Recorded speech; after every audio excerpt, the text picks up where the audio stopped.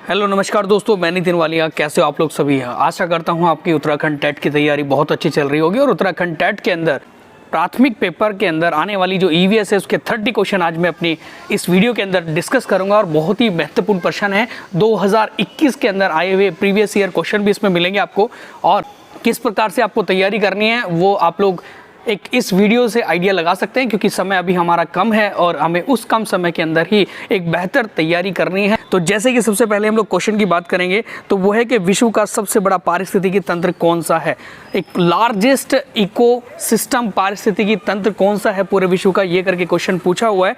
तो इसका सही आंसर क्या होगा? क्या वन है, क्या घास का भूमि है, क्या फिर झील है, क्या महासागर है? तो बेसिक सा प्रश्न है और सही आंसर है इसका महासागर, क्योंकि महासागर 71% पार्ट पर पूरी पृथ्वी पर फैला हुआ है। और समुद्र के अंदर भी बहुत ज़्यादा जैविक घटक पाए जाते हैं और अजैविक घटक होते हैं। तो जैविक और अजैविक घटक जहाँ पर आपस में मिलते हैं, एक दूसरे से परस्पर अभिक्रिया करते हैं, वही हमारा पारितंत्र या पारिस्थितिकी तंत्र कहलाता है। तो सही आंसर हो जाएगा option number D is the right है। नंबर नेक्स्ट हम लोग बात करेंगे प्रश्न की, तो वो है बड़ा अच्छा क्वेश्चन है कि भारत का प्रथम राष्ट्रीय उद्यान कौन सा था। देखो उत्तराखंड जो एक जीके है उससे संबंधित एक दो प्रश्न एग्जाम में पूछ लिया जाएगा ईवीएस पर्यावरण के अंदर। तो यहाँ पर भारत का प्रथम राष्ट्रीय उद्यान पूछा गया है, तो कौन सा है? तो सभी को पता होगा option number C is the right है, क्योंकि जिम कॉर्बेट नेशनल पार्क जिसे पहले हेली नेशनल पार्क के नाम से भी जाना जाता था, 1936 में 1936 में इसकी स्थापना हुई थी। ये सबसे पुराना नेशनल पार्क है इंडिया का। नंबर नेक्स्ट हम लोग बात करेंगे प्रश्न की, तो वो है कि गांव में लोग लकड़ी का उपयोग ईंधन के रूप में करते हैं, क्यों करते हैं ईंधन के रूप में लकड़ी का प्रयोग, जबकि उन्हें पता है कि लकड़ी जलाने पर बहुत ज़्यादा एक प्रदूषण होता है और बीमारियां फैलती हैं। तो इसका सही आंसर क्या होगा? तो ऑप्शन नंबर फर्स्ट है कि इसे एक आदर्श ईंधन माना जाता है। क्या इस वजह से? क्या ऑप्शन नंबर बी है इसकी आसान उपलब्धता और कम लागत होती है इसलिए? जी हाँ, बिल्कुल सही आंसर होगा option number B is the right है, क्योंकि इसकी आसान उपलब्धता होती है और ये कम लागत में हमें मतलब मिल जाता है। ओके, नंबर नेक्स्ट हम लोग बात करेंगे प्रश्न की, तो वो है कि मृदा अपरदन को रोका जा सकता है, मतलब मिट्टी के अपरदन को, मिट्टी के कटाव को रोका जा सकता है किस वजह से? तो क्या वनों को बढ़ाकर, क्या वनों की कटाई करके, क्या उर्वरक का अत्यधिक उपयोग करके, या जानवरों द्वारा अत्यधिक चराई करा के? तो इसका सही आंसर होगा option number first is the right है। क्यों? क्योंकि वनों को ज़्यादा से ज़्यादा मात्रा में जब मिट्टी पर लगाया जाता है तो मिट्टी का इरोजन जो हो जाता है, मिट्टी जो हो जाती है वो कम कटाव करती है, तो इसलिए मिट्टी के कटाव को रोका जा सकता है। नंबर नेक्स्ट हम लोग बात करेंगे प्रश्न की, तो वो है कि गंगा एक्शन प्लान जो था, GAP गंगा एक्शन प्लान जो कब, कौन से ईयर में स्थापित हुआ था? तो 1986 में, क्या 1988 में, क्या 1990 में, क्या 1983 में? तो उसका सही आंसर होगा option number first is the right है। क्यों? क्योंकि 1986 के अंदर 1986 में गंगा एक्शन प्लान राजीव गांधी सरकार के द्वारा शुरू किया गया था। गंगा को शुद्ध करने के लिए, उसका प्रदूषण को हटाने के लिए, गंगा में अपशिष्ट जो पदार्थ होते हैं उनको रोकने के लिए तो गंगा एक्शन प्लान की शुरुआत की गई थी। नंबर नेक्स्ट हम लोग बात करेंगे प्रश्न की, तो वो है हमारा कि रेडियोधर्मिता की तीव्रता को मापा जाता है किसके द्वारा? तो रेडियोधर्मिता, जिसे रेडियो एक्टिव भी कहते हैं हम लोग, उसकी तीव्रता को, उसकी इंटेंसिटी को किसके द्वारा मापा जाता है? क्या डेसिबल के द्वारा, क्या क्यूरी के द्वारा, क्या हर्ट्ज के द्वारा, क्या फिर इनमें से किसी के नहीं द्वारा? तो सही आंसर होगा इसका बिल्कुल option number B is the right है, क्यूरी के द्वारा। मैडम क्यूरी आपने सुना होगा, बड़ा महत्वपूर्ण पॉइंट है, उनके बारे में पूछ लिया जाता है कि मैडम क्यूरी कौन थी। उन्हीं क्यूरी के नाम से इनकी यूनिट है, इंटेंसिटी की यूनिट है, तो ध्यान रखेंगे, बहुत ज़्यादा इंपॉर्टेंट है। नंबर नेक्स्ट हम लोग बात करेंगे आपसे, ओके, तो वो है माइकोराइजा क्या होता है? माइकोराइजा पाया जाता है, ये करके क्वेश्चन पूछा गया है। तो क्या साइकस के अंदर, क्या गुलाब के अंदर, क्या पाइनस चीड़ के अंदर, क्या बुरांश के अंदर? तो इसका सही आंसर क्या होगा? Option number C is the right है। क्यों? क्योंकि पाइनस की जो जड़ें होती हैं वहाँ पर माइकोराइजा पाया जाता है। और माइकोराइजा होता क्या?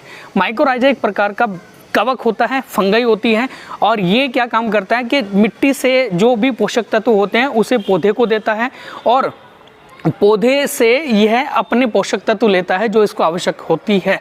तो इसलिए एक प्रकार से एक सहजीविता वाला कार्य करता है माइकोराइजा। नंबर नेक्स्ट हम लोग बात करेंगे प्रश्न की, तो वो है कि टेटनस रोग का प्रभाव क्या है। मतलब जो टेटनस रोग हो जाता है उसके बाद प्रभाव पड़ता है, तो क्या प्रभाव पड़ता है हमें। तो क्या कान में लगातार बजने की आवाज़ आती है, क्या आंखों के रोशनी कम हो जाती है, क्या शुष्क त्वचा हो जाती है, क्या धीमी गति से दिल की धड़कन हो जाती है। तो सही आंसर हो जाएगा ऑप्शन नंबर फर्स्ट, बिल्कुल सही है। क्यों? क्योंकि हमें क्या हो जाता है कि कान में लगातार गूं गूं की आवाज़ गूंजने लग जाती है, आवाज़ आनी शुरू हो जाती है, जिससे हमें टेटनस हो जाता है। टेटनस एक बैक्टीरिया जनित रोग होता है, बैक्टीरिया से होते ही बीमारी। नंबर नेक्स्ट हम लोग बात करेंगे प्रश्न की, तो बड़ा महत्वपूर्ण क्वेश्चन है कि वो है निम्नलिखित में से कौन वायु प्रदूषक नहीं है, कौन सा वायु को प्रदूषित नहीं करता है। तो क्या एक्सरे नहीं करता है, या CO2 जिसे कहते हैं कार्बन डाइऑक्साइड, या CO कार्बन मोनोऑक्साइड, क्या फिर SPM कण के कण होते हैं, या फिर SO2 होता है सल्फर डाइऑक्साइड। तो इसका सही आंसर हो जाएगा option number A, first answer बिल्कुल सही है। क्योंकि एक्सरे जो है वो वायु प्रदूषक नहीं होती हैं, नहीं तो सारी कैसे वायु प्रदूषक हैं। नंबर नेक्स्ट हम लोग बात करेंगे आपसे, वो है कि लघु हिमयुग के लिए जिम्मेदार कारक क्या है। लघु हिमयुग के लिए जिम्मेदार कारक जो है, क्या वो वृक्षारोपण है, क्या एक ज्वालामुखी धूल है, क्या अत्यधिक परिवहन वाहन है, क्या फिर ध्वनि प्रदूषण है। तो इसका सही आंसर हो जाएगा option number B is the right है, बिल्कुल। क्यों? क्योंकि ज्वालामुखी के जो मुखीय जो धूल होती है वही लघु हिमयुग के लिए जिम्मेदार होती है, एक प्रकार का प्रदूषक होता है। नंबर नेक्स्ट हम लोग बात करेंगे प्रश्न की, तो वो है कि रहीम तालाब तैयार करते हैं। रहीम जो है वो तालाब तैयार करते हैं और पानी भरते हैं और उसमें मछलियाँ डाल देते हैं, फैलाते हैं, लेकिन तालाब में मछलियाँ जीवित नहीं रह पाती है। ऐसा होता है कई जगह पर, कहीं जहाँ पर मछलियों को पाला जाता है और मतलब पानी के अंदर उनको डाल दिया जाता है, बीज डाल दिया जाता है, लेकिन वहाँ पर मछलियाँ जीवित नहीं रह पाती है। तो क्या कारण है मछलियाँ जीवित नहीं रह पाती? क्या गहरा तालाब है इस वजह से, क्या पानी में घुलनशील ऑक्सीजन की अनुपस्थिति के कारण, क्या फिर सीमेंटेड तालाब के कारण, ये उपरोक्त में से कोई नहीं। तो इसका सही आंसर हो जाएगा option number B is the right है। क्यों? क्योंकि जो हमारा एक घुलनशील ऑक्सीजन होती है उसकी कमी हो जाती है, या फिर उसमें ऑक्सीजन की मात्रा नहीं है पानी के अंदर, जिसकी वजह से जो मछलियां होती हैं, मछलियों में जो तालाब में मछलियां होती हैं वो उनकी मृत्यु हो जाती है, वो जीवित नहीं रह पाती हैं। तो नंबर नेक्स्ट हम लोग बात करेंगे प्रश्न की, तो वो है कि सुरेश ने उसी खेत में जहां मटर की खेती की थी वहीं पर बिना उर्वरक के उपयोग के गेहूं का अत्यधिक उत्पादन किया है। इसका क्या कारण है? क्योंकि देखो, एक बात मैं आपको बोलूं कि मटर की खेती उसने करी थी और मटर की खेती को काटने के बाद उसने उसी जगह पर क्या कर दिया, गेहूं का उत्पादन करा, और गेहूं का उत्पादन बहुत ज़्यादा मात्रा में हुआ बिना उर्वरक डाले। तो क्या कारण है?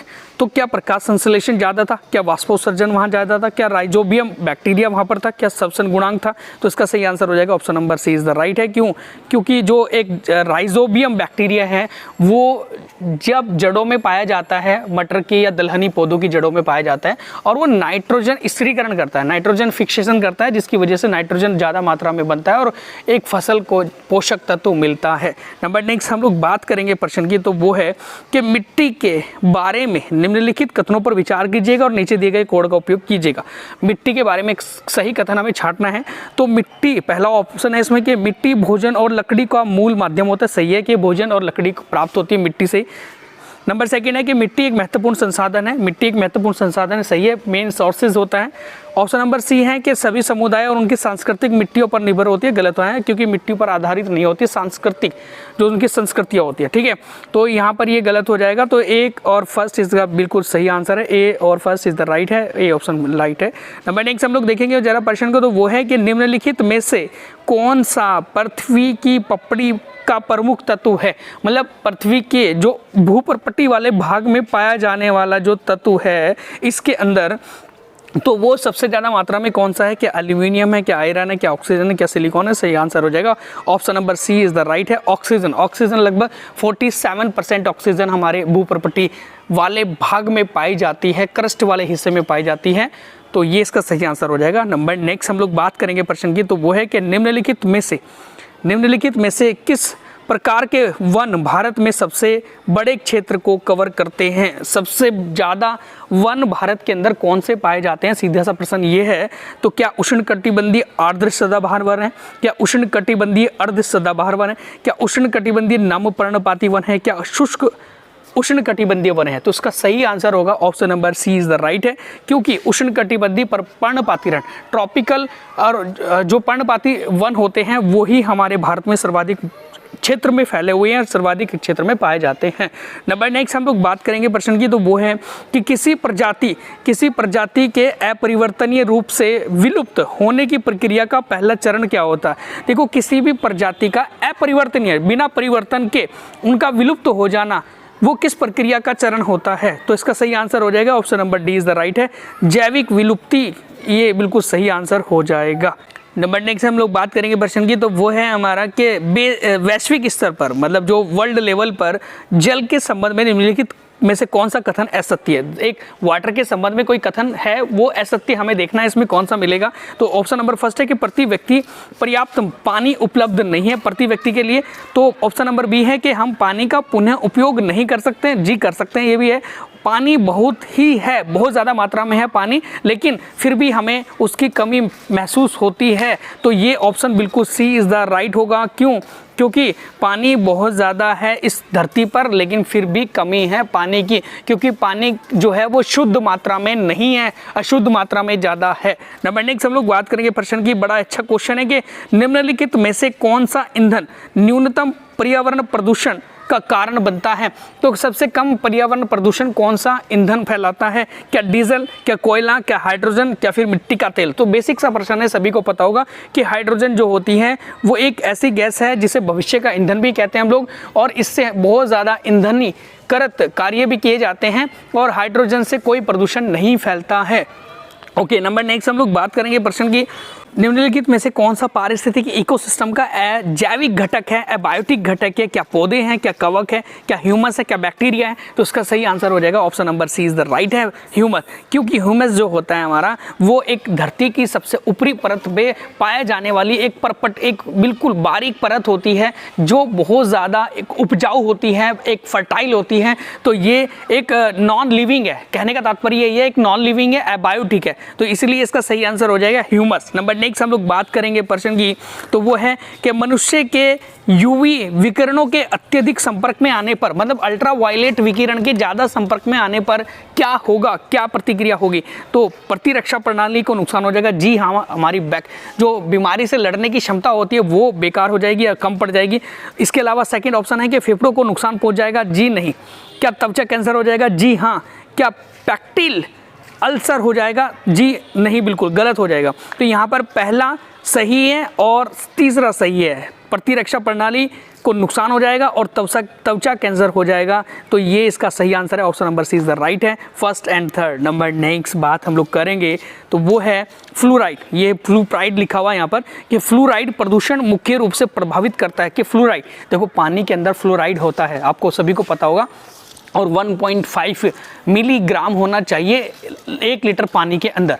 लेकिन अगर फ्लोराइड की मात्रा ज़्यादा बढ़ जाती है तो हमें फ्लोरोसिस नामक एक रोग हो जाता है, और फ्लोरोसिस नामक रोग में क्या हो जाता है, दांत पीले पड़ जाते हैं, हड्डियाँ कमज़ोर हो जाती हैं, इत्यादि कई सारे हमें नुकसान हो जाते हैं। और अभी आप देख रहे होंगे कि बिहार और जो पश्चिम बंगाल वाला एरिया है, तो वहाँ पर जो पानी उपस्थित है उस पानी के अंदर फ्लोराइड की मात्रा बढ़ी हुई है, जिसकी वजह से वहाँ पर ये फ्लोरोसिस नामक रोग बहुत बेसिक सा है। ठीक है, तो इससे क्या हो जाएगा, दांत प्रभावित हो जाएंगे। ये इसका ऑप्शन बिल्कुल फर्स्ट चला जाएगा, राइट है।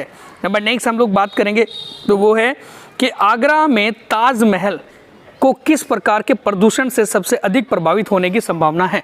तो आगरा के अंदर जो ताजमहल है वो सबसे ज़्यादा प्रभावित हो रहा है, वो किस प्रदूषण के कारण हो रहा है?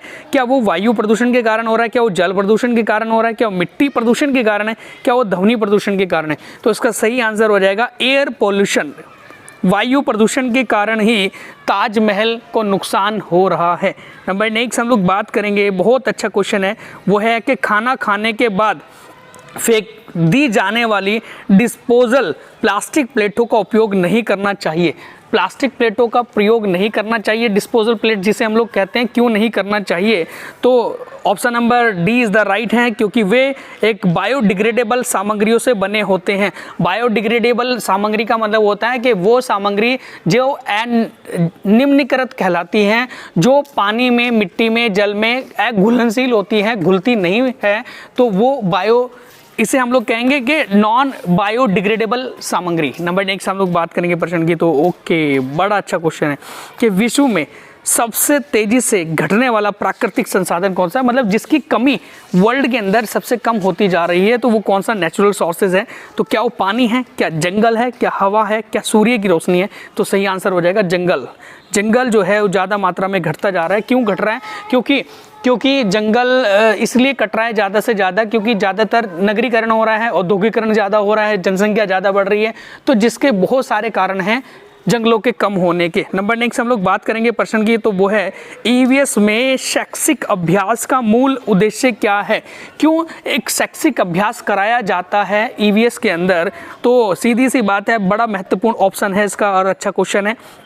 छात्रों को प्रत्यक्ष अनुभव देने के लिए, एक प्रत्यक्ष ज्ञान देने के लिए ही क्या किया जाता है? शैक्षिक अभ्यास कराया जाता है। ओके, नंबर नेक्स्ट हम लोग बात करेंगे, तो वो है पर्यावरण शिक्षा का अर्थ क्या होता है? एनवायरमेंटल एजुकेशन का अर्थ क्या होता है? ये करके क्वेश्चन पूछा गया है। तो सही आंसर इसका क्या होगा? तो वो होगा हमारा option number D is the right है, क्योंकि शिक्षा के माध्यम से पर्यावरण को प्रदूषण से बचाना, शिक्षा के माध्यम से पर्यावरण को प्रदूषण से बचाना, एनवायरनमेंट को पॉल्यूशन से बचाना, ये बिल्कुल सही आंसर है पर्यावरण शिक्षण का अर्थ।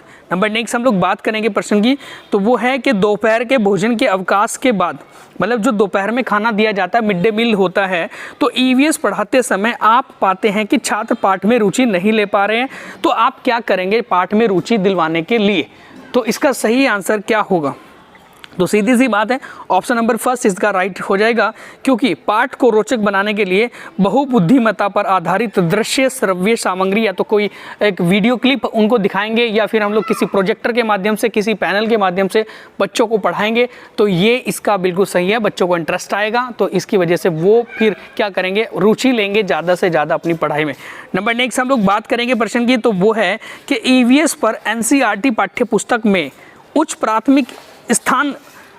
प्राथमिकता और स्थान दिया गया है। तो सीधी सी बात है, इसका सही आंसर हो जाएगा option number B is the right है, क्योंकि शिक्षार्थियों को चिंतन और आश्चर्य के लिए अवसर प्रदान करना, मतलब चिंतन के लिए अवसर प्रदान करना, या फिर एक प्रत्यक्ष ज्ञान के लिए अवसर प्रदान करना, तो ये इसीलिए सही आंसर हो जाएगा ऑप्शन नंबर बी, बिल्कुल सही है। नंबर नेक्स्ट क्वेश्चन है हमारा कि आंचल ईवीएस की कक्षा 5 में अक्सर जांच और कल्पनाशील प्रश्न पूछती है। आंचल एक टीचर है, वो क्या करती है ईवीएस की कक्षा 5 में अक्सर जांच और कल्पनाशील प्रश्न पूछती है। ऐसा करके उसका लक्ष्य किसको सुधारना है? तो किसको वो सुधारना चाहती है? तो क्या वो ऑप्शन नंबर फर्स्ट है अवलोकन कौशल को, क्या ऑप्शन नंबर सेकंड है भावनात्मक कौशल को, क्या ऑप्शन नंबर सी है कि सोच कौशल को, क्या ऑप्शन नंबर डी है बोलने की कौशल को? तो सही आंसर हो जाएगा option number C is the right है, बिल्कुल। क्यों? क्योंकि जो हमारी चिंतन कौशल होता है उसे हम लोग सोच कौशल कहते हैं, और वही काम करना चाहती है आंचल। नंबर नेक्स्ट हम लोग बात करेंगे प्रश्न की, एंड लास्ट क्वेश्चन है हमारी आज की वीडियो का, बड़ा महत्वपूर्ण क्वेश्चन है।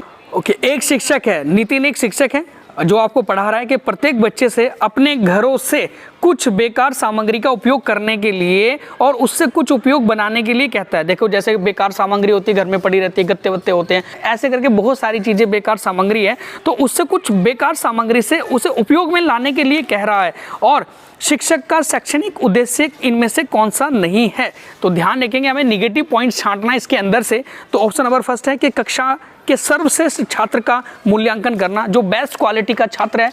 जैसे कुछ बच्चे होते हैं बहुत ज़्यादा होनहार होते हैं, क्या उनका चयन करना? तो बिल्कुल गलत हो जाएगा भाई। क्यों? क्योंकि बच्चों के होनहार होने का चयन करना बिल्कुल गलत है ईवीएस में प्राथमिक स्तर पर, और या फिर हम लोग जूनियर स्तर की बात भी करें तो यहाँ पर नीचे वाले ऑप्शन बिल्कुल सही है कि बच्चों में रचनात्मक का विकास करना, बच्चों को क्रियाशील है यहाँ पर, और पुनः उपयोग कम उपयोग की अवधारणा को समझाना, या फिर हम लोग कह सकते हैं कि कचरे से बने सर्वोत्तम वस्तुओं की एक प्रदर्शनी आयोजित कराना। तो ये तीनों ऑप्शन नीचे के बिल्कुल सही है, ऊपर वाला ऑप्शन गलत है।